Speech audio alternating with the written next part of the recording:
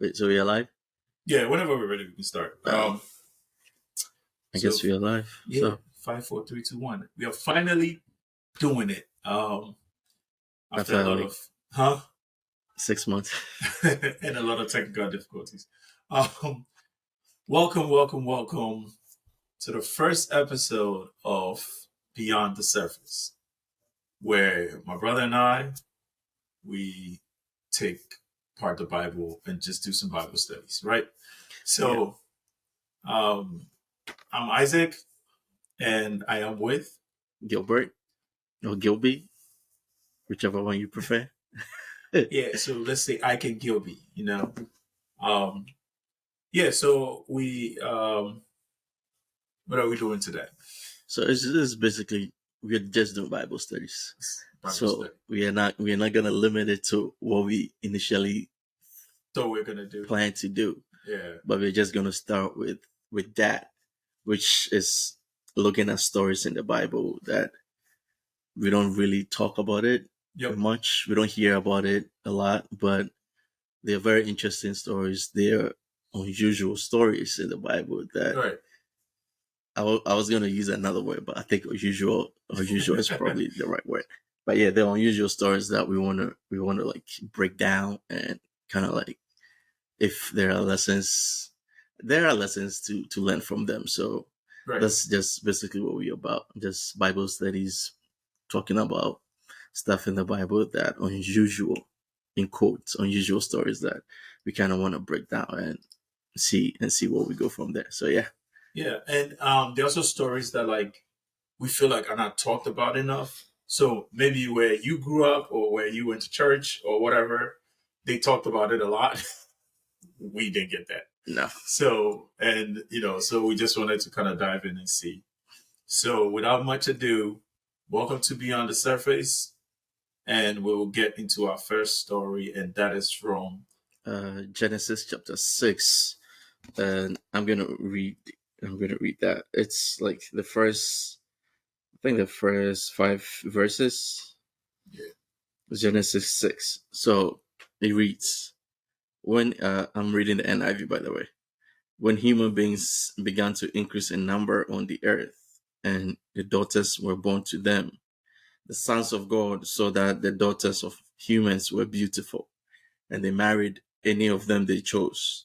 Then the Lord said, my spirit will not contend with humans forever, for they are mortal. Their days will be 120 years. The Nephilim were on the earth in those days, and also afterward, when the sons of God went to the daughters of humans and had children by them. They were the heroes of old, men of renown. The Lord saw how great the wickedness of the human race had become on earth, and that every inclination of the thoughts of the human heart was only evil all the time. The Lord regretted that he had made human beings on the earth, and his heart was deeply troubled. So the Lord said, I will wipe from the face of the earth the human race I have created, and with them the animals, the birds, and the creatures that move along the ground. For I regret that I have made them. But Noah found favor in the eyes of the Lord. So that's it. So that, I So guess that's where Noah came into the picture. yeah, so that goes into the whole the story about the flood. Yeah.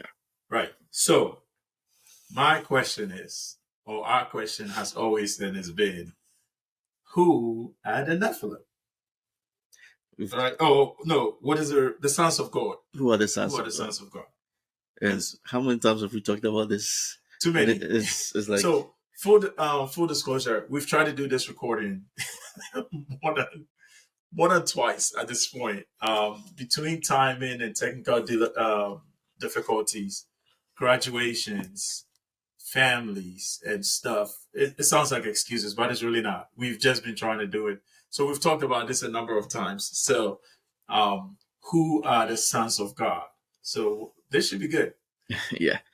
So, I mean, do you want to go first? I don't know, whichever. I mean, every time I look it up, I get different people talking about Different things. different like explanations. People are saying the sons of God are the descendants of Seth. Right. I Uh, actually saw that. That was interesting today. it said they're the So, descendants of Seth, and they said the daughters of humans were the descendants of Cain. Cain, you're right. Which so let's expand on that a little bit. So when I was looking at it, they referred them to as like the royalty. They're like what's the note I said? It says that they are human royalty, right?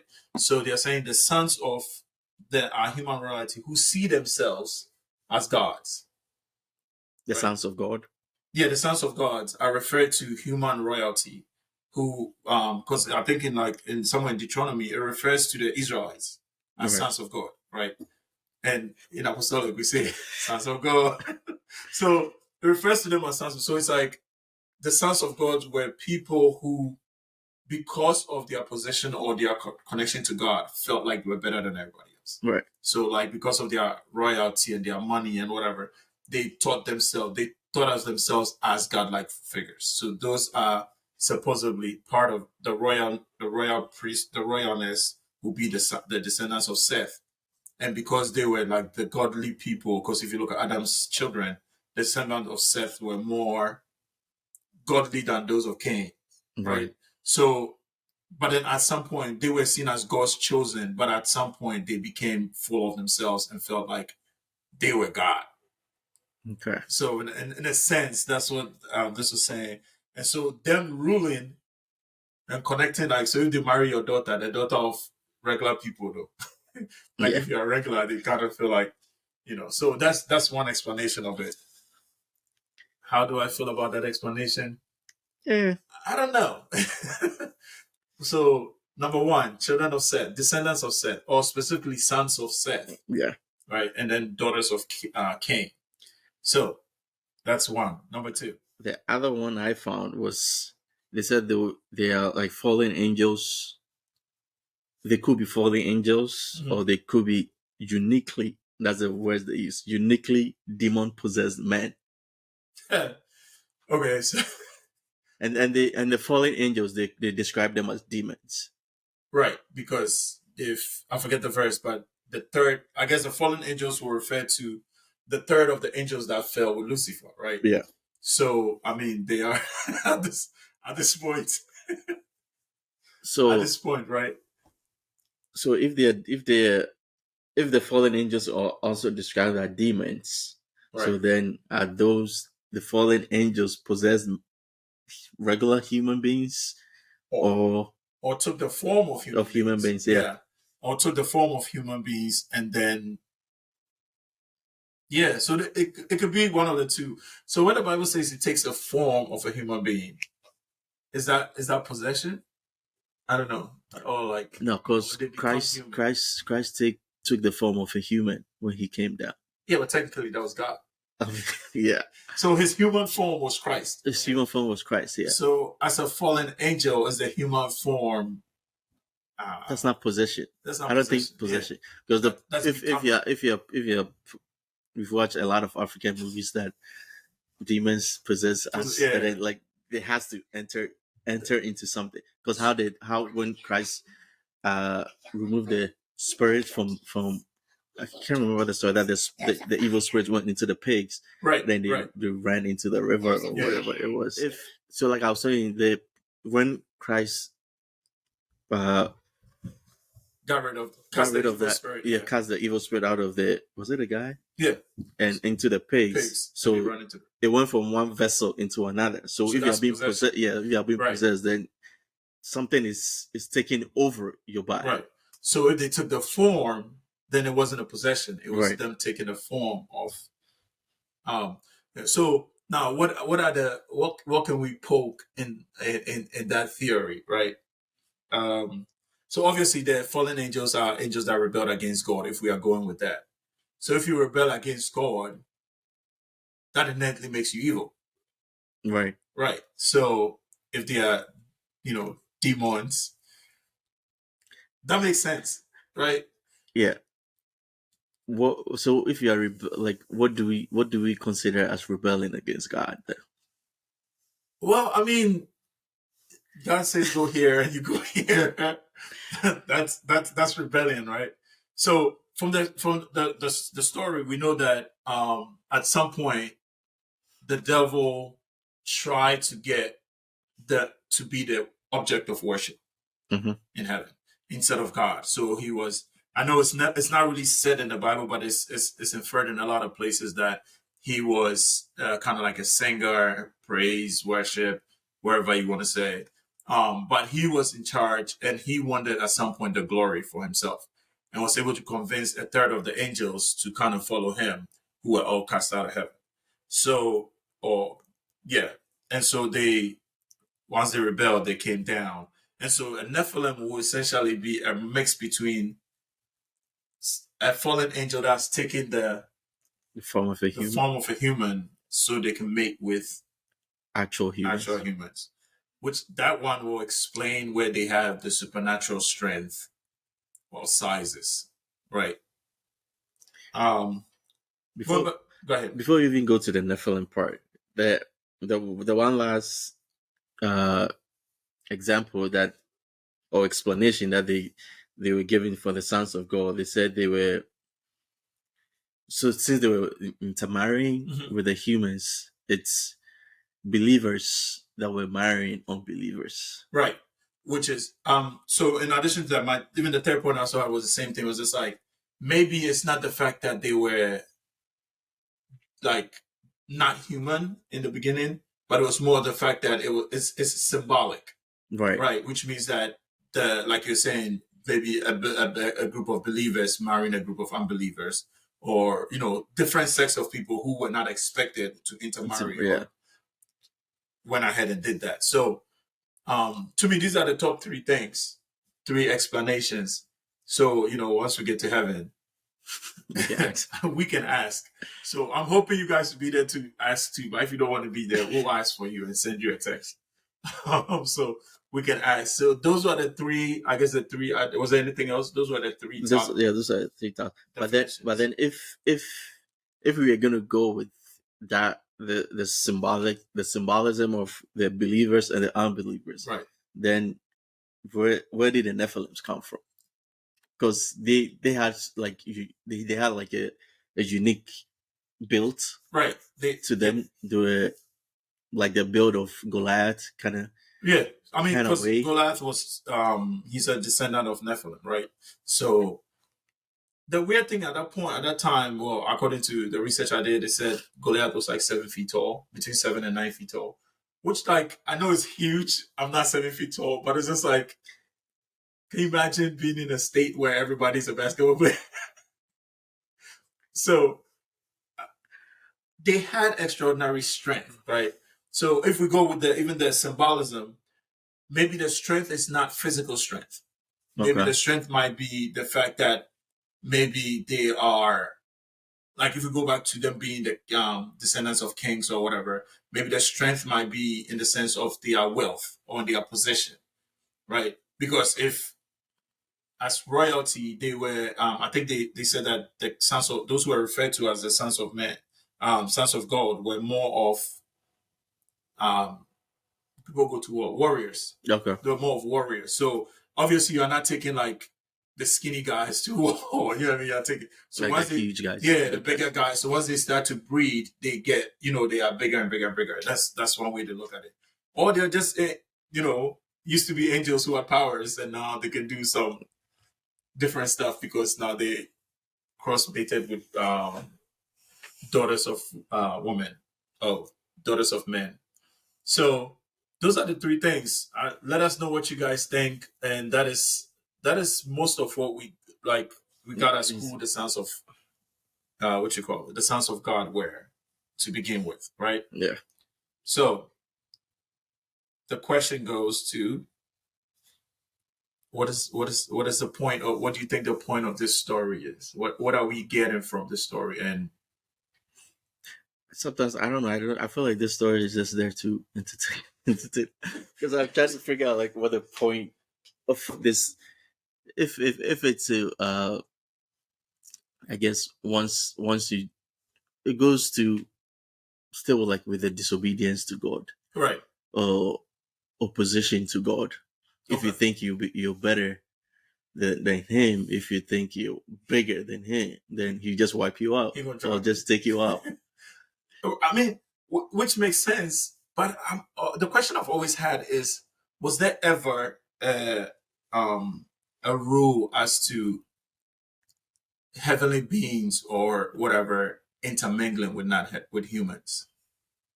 Like, I, I don't know. Was there ever a rule to that? But I think that most of it comes down to the disobedience to God. Like, regardless of where you think you are, you're disobedient. Like, where you think you are, you disobeying God can have real life consequences. Yeah. I mean, these people cleaned out the whole world, like because of their actions, right?